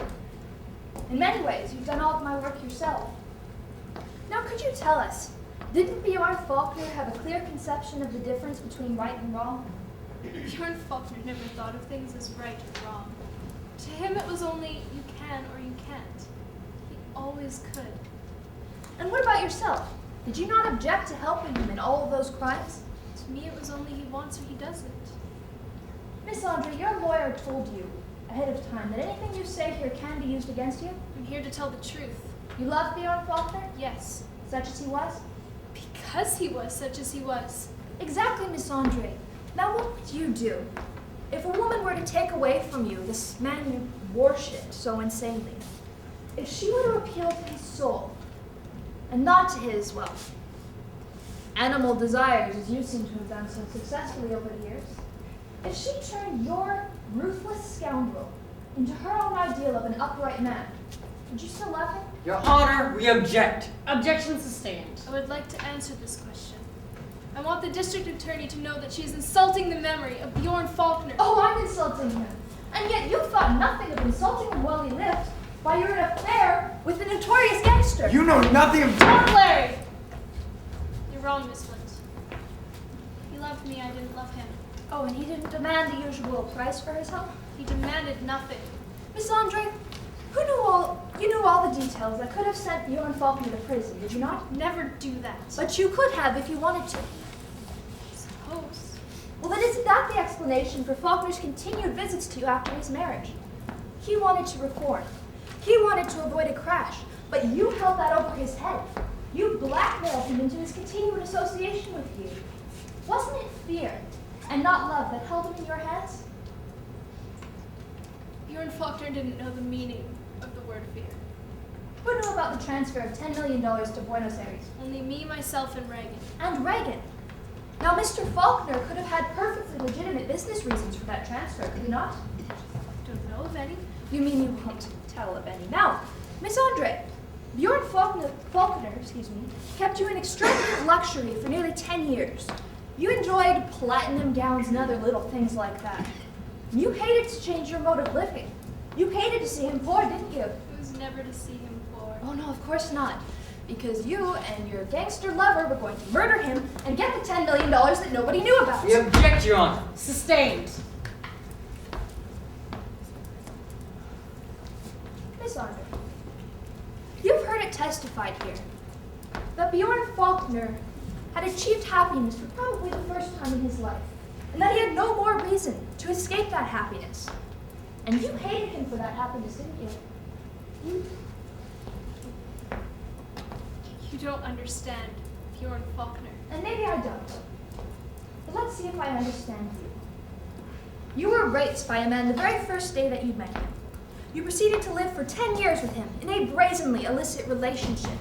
You defrauded thousands of investors the world over. You cultivated a friendship with a notorious gangster. And you told us all this proudly, flaunting your defiance of all decency. And you don't expect us to believe you to be capable of murder? You're wrong, Miss Flint. I am capable of murder. For Bjorn Faulkner's sake. Thank you. No further questions. Thank you, Miss Andre. You are now to leave the witness stand.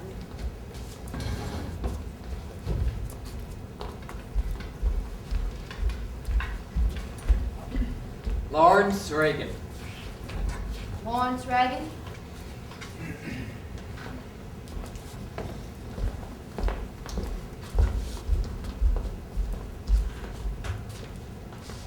Do you solemnly swear to tell the truth, the whole truth, and nothing but the truth to help you God?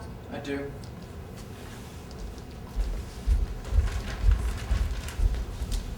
What is your name? Lawrence Reagan. And what is your occupation? Unemployed.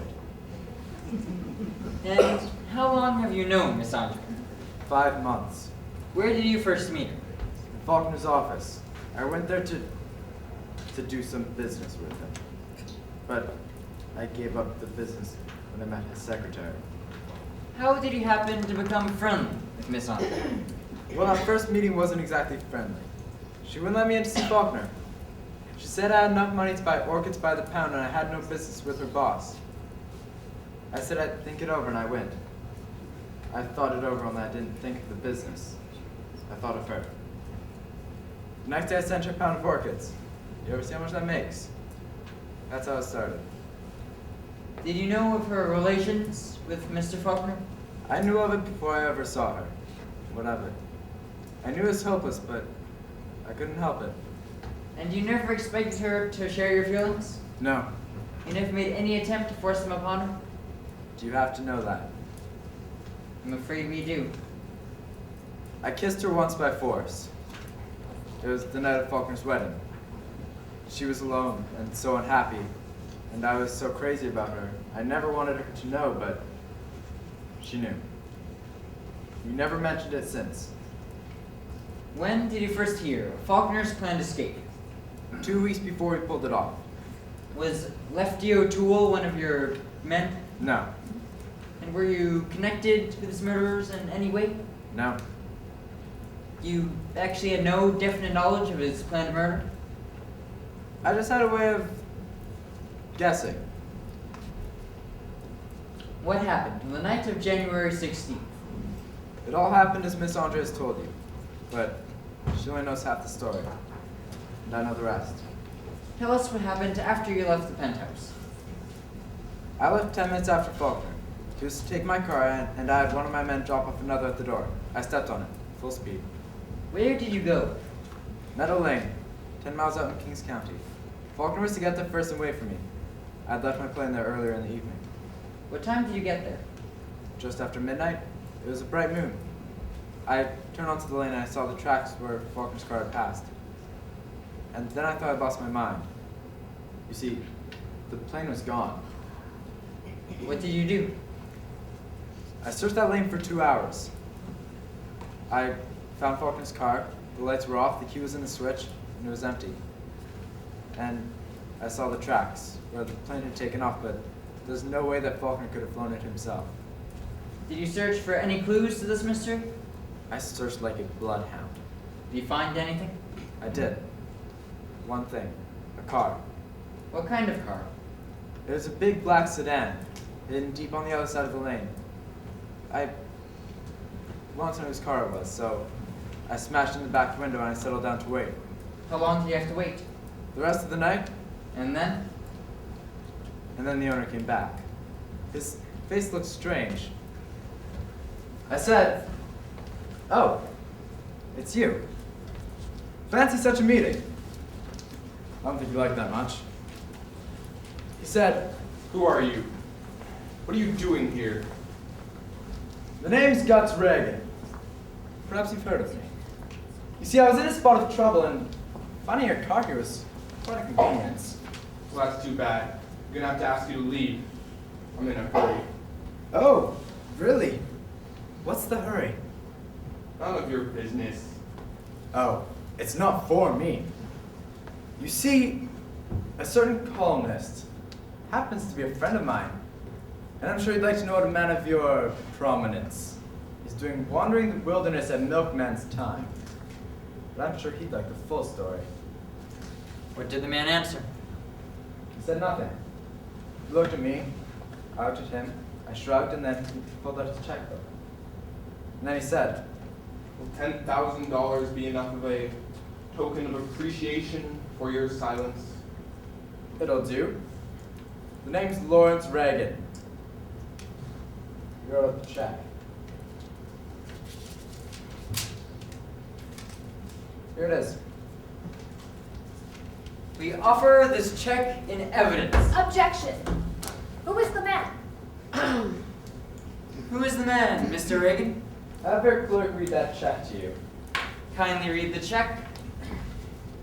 Paid to the order of Lawrence Reagan of $10,000, signed John Graham Whitfield. This is an outrage, Boss. Let's see that check. Silence! If there are any more interruptions of this type, I will order the courtroom cleared. Is that understood? We submit this check in evidence. Objection. Objection overruled. Admitted as evidence. What did you do after you received this check? Well, I drew my gun. I stuck it in his ribs and I said, "Where did you take Faulkner?" What did the man answer? Nothing. He just opened his mouth. He didn't say anything, like a fish choking. Your Honor, is this man allowed to make such statements in public in my presence? The witness is allowed to testify, Mr. Whitfield. If it is proved to be perjury, he will suffer the consequences. And then what happened, Mr. Reagan? And then he muttered, I don't know what you're talking about. "Cut it out! I've no time to waste. I'm in on it, and so are you. Where did you take Faulkner?" If you kill me now, you will never know. Did you get any information out of him? No. I didn't want to kill him. Not yet. Then he said, If you expose me, you'll expose the fake suicide and Faulkner will be caught. "Is he alive?" Go in to ask him. I talked and I threatened, but he wouldn't say anything. So I let him go. I figured I'd go and get him later.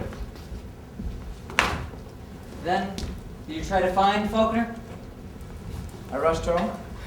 I grabbed an airplane, sandwich, and I flew to Buenos Aires. I searched, I advertised in the papers, but no one had called the bank for Ragnar Heaton's millions. Did you try to communicate any of this with Miss Andre? No, we had agreed to stay away from each other for a month, and besides, she had been arrested for Faulkner's murder. I laughed when I read that. But I couldn't say anything, not to betray Faulkner if he were still alive. What were you waiting for? February 16th at the Hotel Centennial. I set my teeth and I waited every hour of that day. He never came. And then? And then I knew he was dead. So I flew back to New York and I started a search party for my plane. We found it yesterday. Where did you find it? A deserted valley in New Jersey. I recognized it by the engine number. It had been landed and fire set to it. Was the plane empty? No. There was a body inside. Could you identify it? No one could. It was nothing but a burned skeleton, but the height was the same. It was Faulkner. He hadn't died without a fight. He'd been shot twice. Once in the heart and the other through the hand. He must have been disarmed, shot straight through the hand, and then shot defenseless. Straight through the heart. That's all, Mr. Reagan.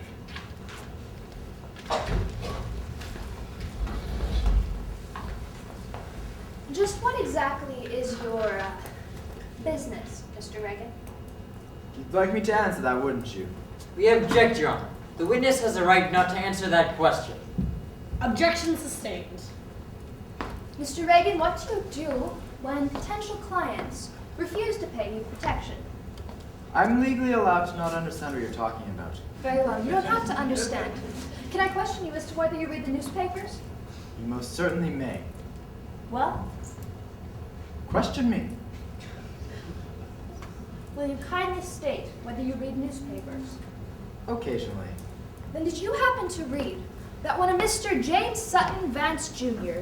refused to pay protection to a certain gangster, his magnificent home in Westchester was destroyed by an explosion just seconds after the guests had left, barely missing a wholesale slaughter? What was that, Mr. Reagan? Coincidence? A remarkable coincidence, Miss Flint. Just seconds after all the guests had left. And did you also happen to read that when Mr. We John... object, Your Honor. Such questions are irrelevant to the case. Objection sustained.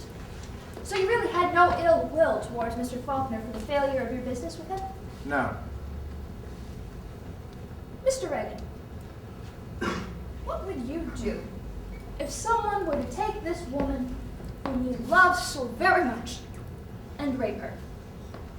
I would cut his throat with a dull saw. Oh, you would.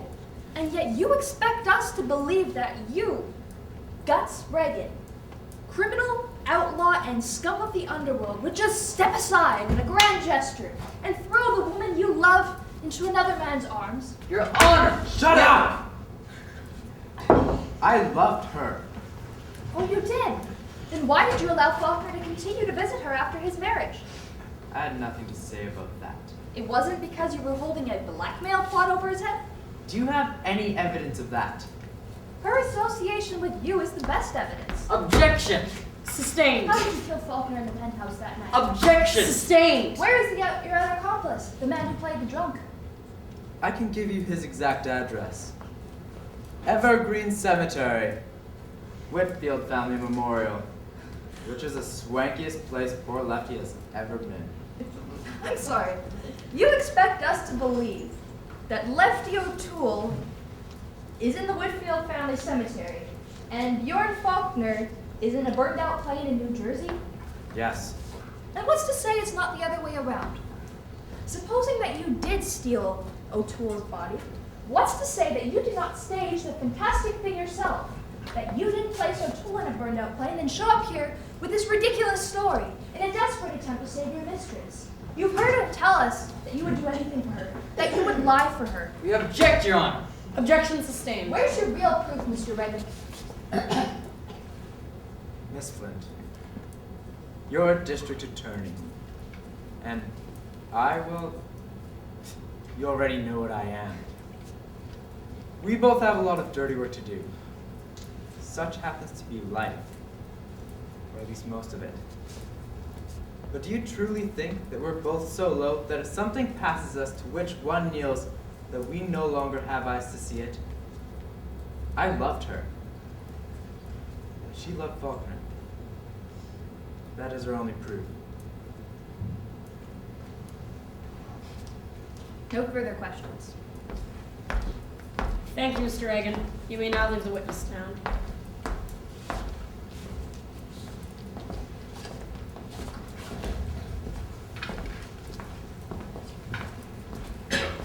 John Graham Whitfield. John Graham Whitfield.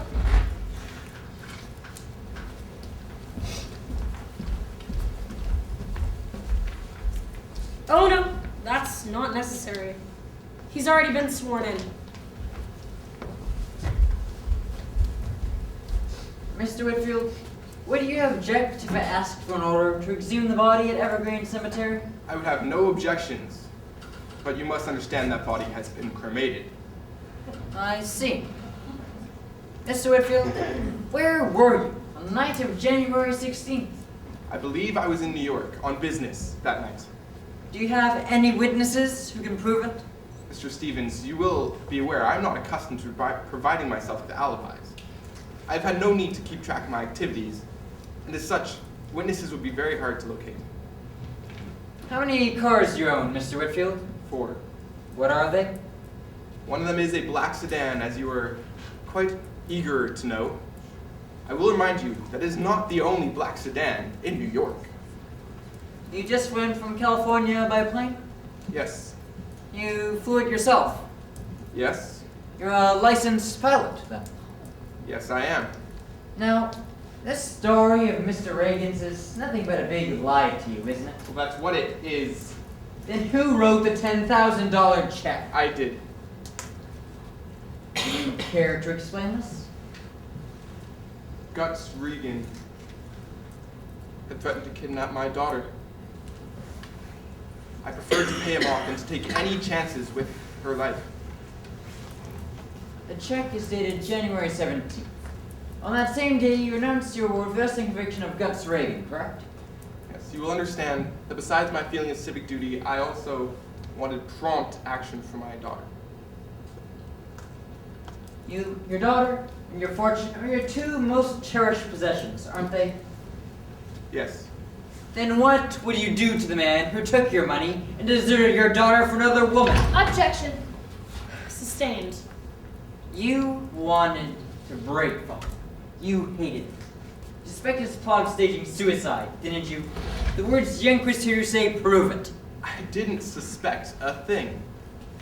And on January 16th, didn't you spend the day watching Faulkner? Certainly not.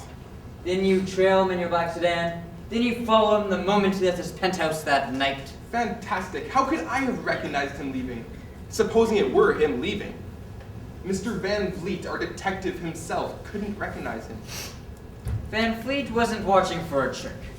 He had no suspicion of the plot. You had. How did I have a suspicion? You didn't have any particular information about Faulkner's activities at the time. No.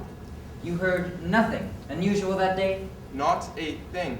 For instance, that Faulkner had transferred $10 million to Buenos Aires? I had never heard of it. No! I did it! I killed Faulkner! I have that man to kill him! I didn't know, but I see it now! He killed Faulkner! Because he lied! He knew about the $10 million because I told him! That's all, Mr. Whitfield. I have no questions. You may now sit down.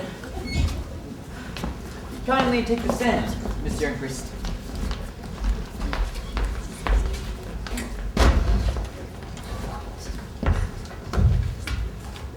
Now, you said you told Mr. Whitfield about the transfer? I did. He asked me many times about the $10 million, where it was spent. I didn't know it was a secret. That day, I told him about Buenos Aires. That day, at noon, January 16th. What kind of frame-up is this? Told Whitfield? At noon? I did. God have pity on him. I didn't know it was a secret. I would give my life for Bjorn Faulkner. I hope to kill him. That is all, Mr. Youngpriest.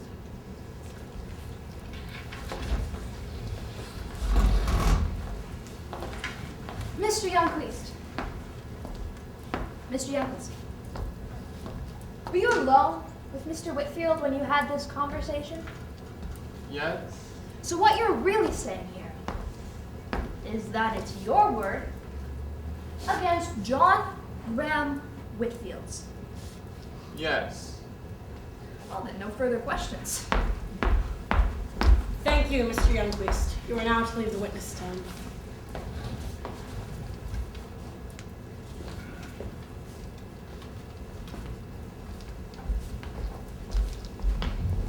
The defense rests. Are there any other witnesses? No further witnesses, Your Honor. The defense may now proceed with the closing argument. Your Honor, ladies and gentlemen of the jury, you are here to decide the fate of a woman, but much more than one woman is here on trial. Before you pronounce your verdict on Karen Andre, think of your verdict on Bjorn Faulkner. Do you believe that he was the kind of man who would bow, renounce, and repent? If you do, she's guilty. But if you believe that in this sad, half-hearted world of ours, that a man can still be born with life singing in his veins, a scoundrel? Yeah. A criminal? A terrible one. A swindler? One of the worst. You can call him anything, but he's still a conqueror.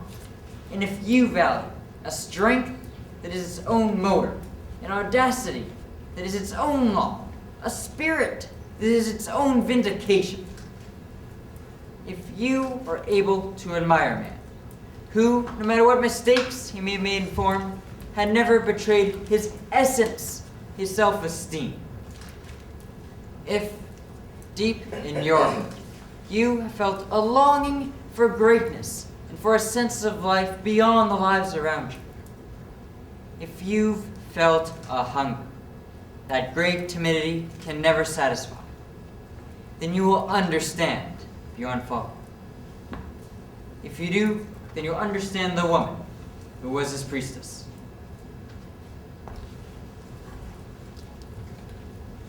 If I may ask you a question, who's on trial in this case? Karen Andre? No. It is you, ladies and gentlemen of the jury, who are here on trial. And it is your souls that will be brought to light once this decision has been rendered.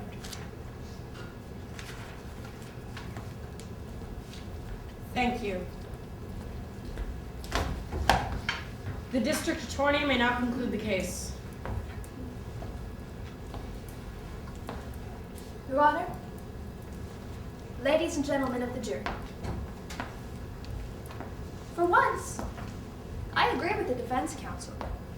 Two types of humanity are opposed in this case, and your verdict will have to depend on which side you choose to believe.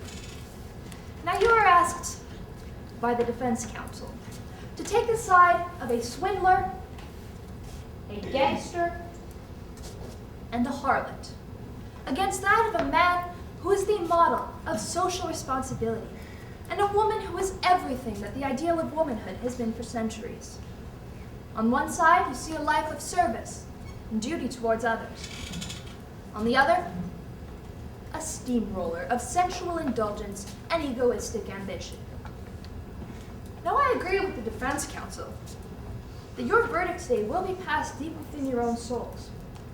If you believe that man is put on this earth for a purpose higher than his own enjoyment, if you believe that love is more than sexual indulgence, but extends beyond your bedroom, to your family, your friends, and your fellow man, if you believe that selfless service to others is still the highest ideal that a man can aspire to, then you will believe that simple virtue can trump arrogance, and that even a man like Bjorn Faulkner could be brought to bow before it. Let your verdict today show that none may raise his head higher in defiance of our common standards. Thank you.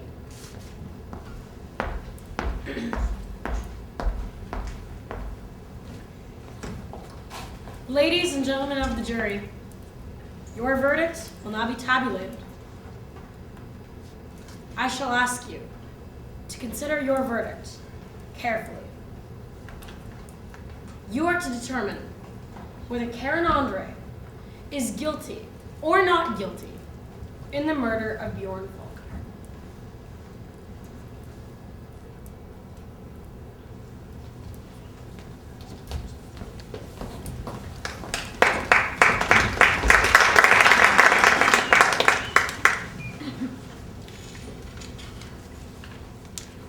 I was called to examine the body of Mr. Bjorn Faulkner.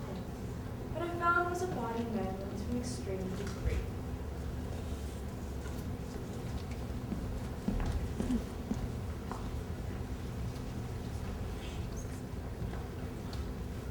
Well, he was a bit intoxicated, meaning no disrespect.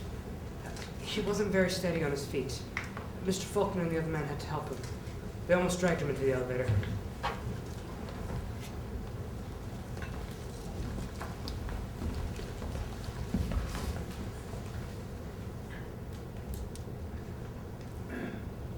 She was hoisting a man up.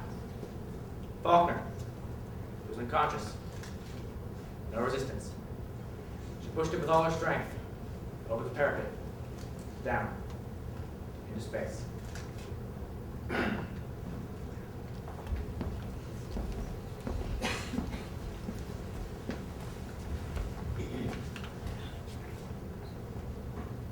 I'll say that I found only two enjoyable things in this world whose every door was open to me. My whip over the world and Karen Andre.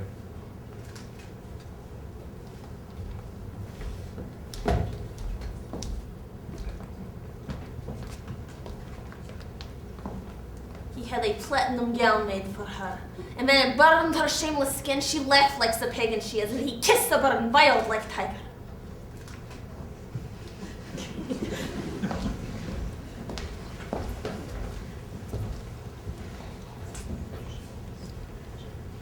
We had renounced all material concerns, along with all their consequences: pride, selfishness, ambition, the desire to rise above our fellow man. We wanted to devote our lives to spiritual values. We were planning to leave the city, to be a part of some modest community, to be like everyone else.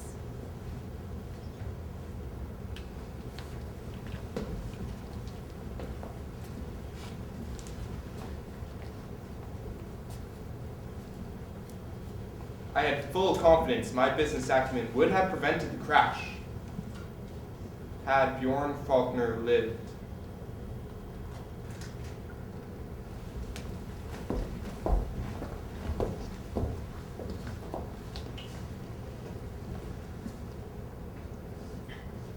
It's possible that the letter was forged, but not probable.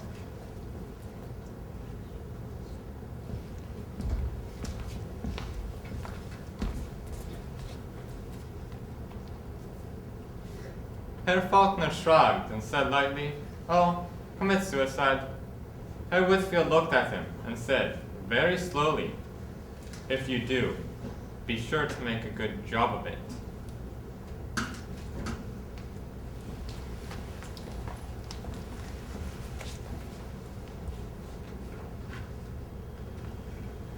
Bjorn Faulkner never thought of things as right or wrong. To him it was only you can or you can't. He always could. To me it was only he wants or he doesn't.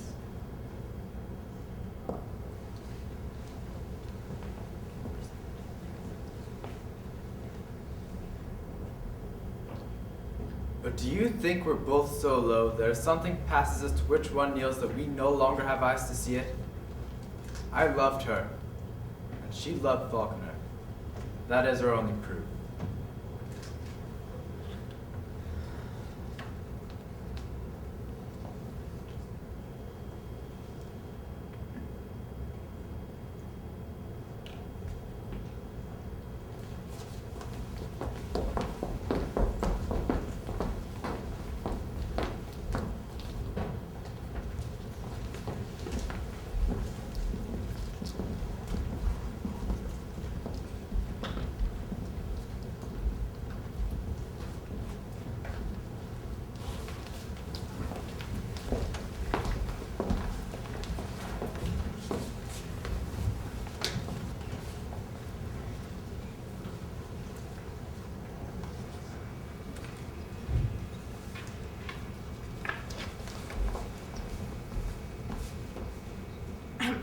Attention of the court.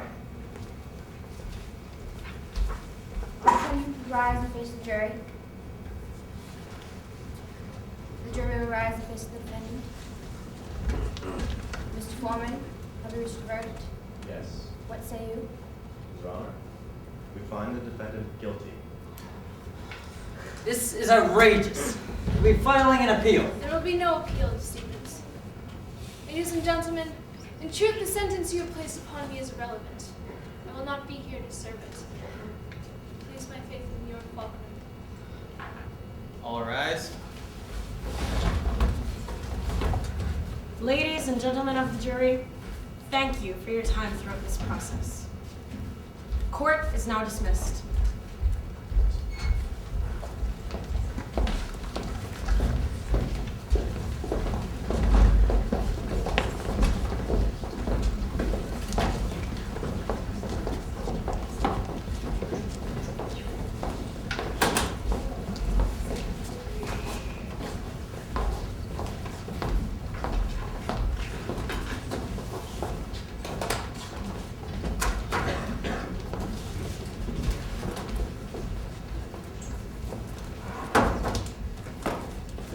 She shouldn't have been convicted. Every bit of evidence against her was circumstantial. The only reason they convicted her because you made them dislike her.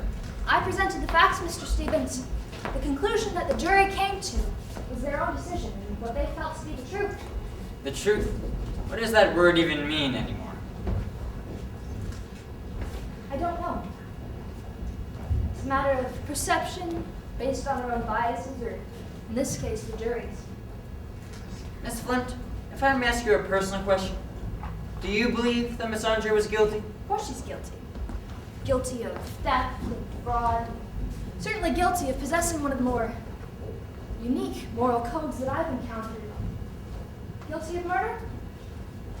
I suppose the only people that could ever truly answer that are, well, Bjorn Faulkner and Karen Andre. Good evening, Miss Flint. Good evening, Mr. Stevens.